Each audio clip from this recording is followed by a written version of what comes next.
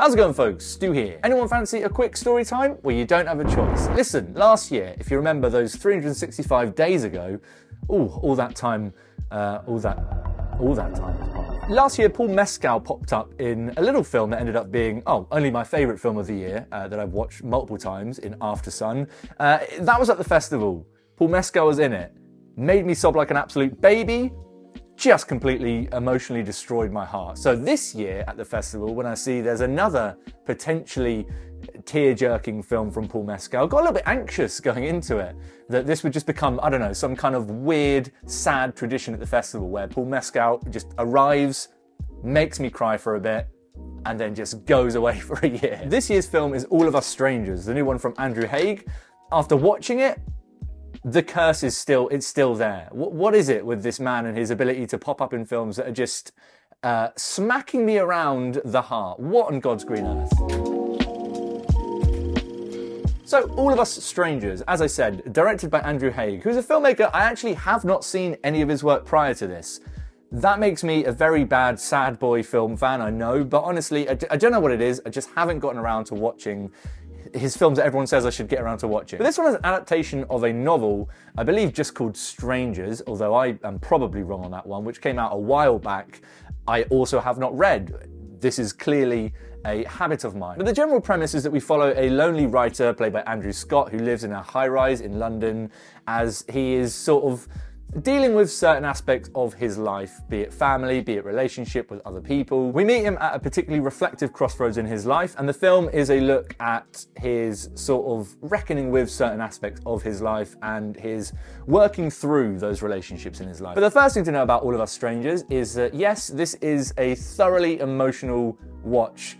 The most emotional watch of the festival for me. I was an absolute blubbering mess come the end of this one. It's just one of those films which takes quite a relatively simple setup in its sort of character relationships and in its narrative, but uses that to maximum effect to touch on all of these different, very relatable human emotions that just build and build to this insanely emotional climax it just had me completely blubbering like a baby. And I was a little bit worried at first, once the sort of concepts and premise of the film begin to reveal themselves, that it might end up feeling like one of those films where the concept and the premise sort of gets in the way of its emotional resonance, right? It's never that fun watching a big emotional film that knows it's big and emotional and is just sort of manipulating you as your viewer to try and see how many tears it can pull out of your eyeballs. All of Us Strangers is a slightly strange one because I don't think that it wholly avoids some of that, but it still worked, you know? The fact that I was sat there blubbering through the credits, struggling to even talk to my friends around me after the film,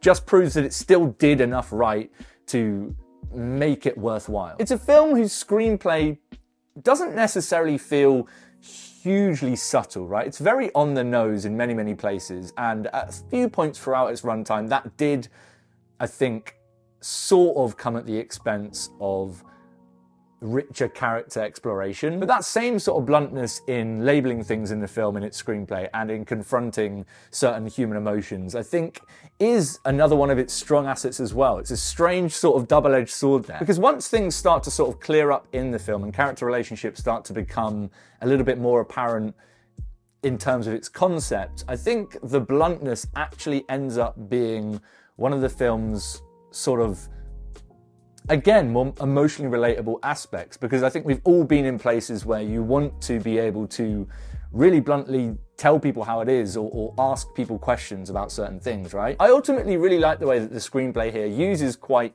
clear-cut sort of paths into very emotional stuff, even if that can sometimes feel a little bit on the nose and a little bit cliched and conventional. I think one of the reasons the film's able to pull that all off in such an emotionally effective way is because of the very kind of, for lack of a better word, human, the word that you're going to be hearing come out of my mouth the most in this video, performances from all of the cast involved here. Andrew Scott as the lead is so good.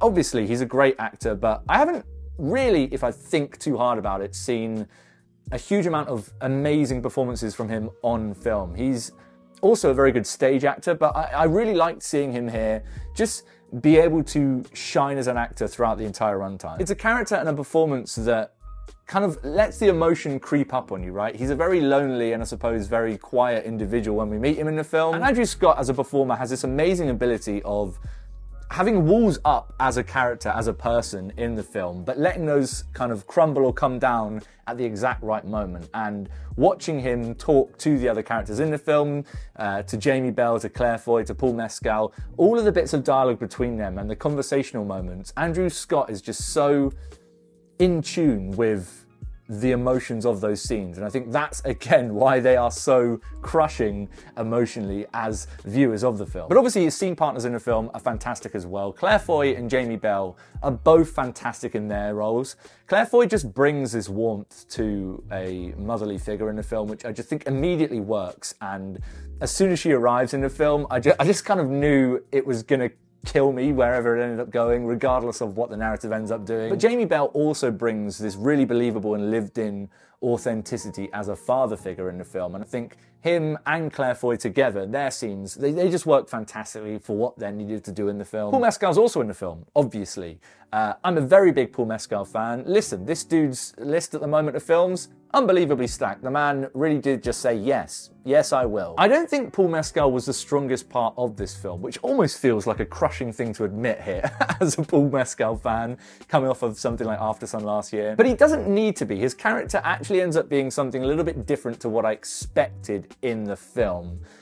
I do think his character's narrative feels like the weaker link in the film, and there's a sort of part of me that feels like you could almost take that out and be left with as much of an interesting and emotionally bruising film overall. But he is good, and he does bring that immediate kind of charm, but also brokenness that he can bring to characters so effortlessly. It's also a film which utilizes music in a good way.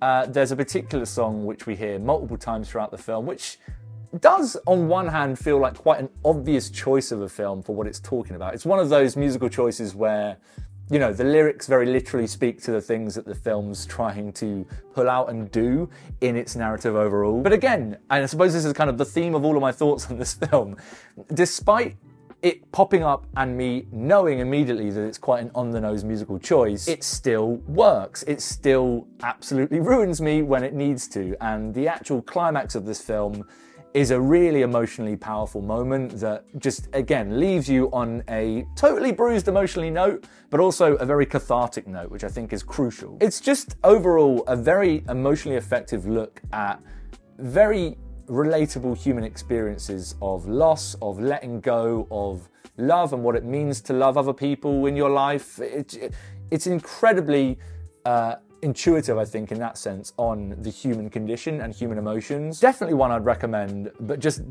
bring a pack of tissues, right? Just do not let yourself leave the house without a pack of tissues before this one, because you are going to become the wettest face that ever was. It's going to happen. You just need to roll with it. But what about you guys? Have you seen Andrew Haigh's All of Us Strangers? Let me know what you thought about it in the comments down below. Let me know if it emotionally destroyed you as much as it did me. If you enjoyed this video and you want to see me talk about more shit, go ahead and click subscribe. The button is down there for that, as well as links to my socials. Go click, have a look around, and then, you know, stick around if you fancy it. I will see you guys very soon for some more thoughts on more films, but until next time, hug me through the screen, please. My heart needs it.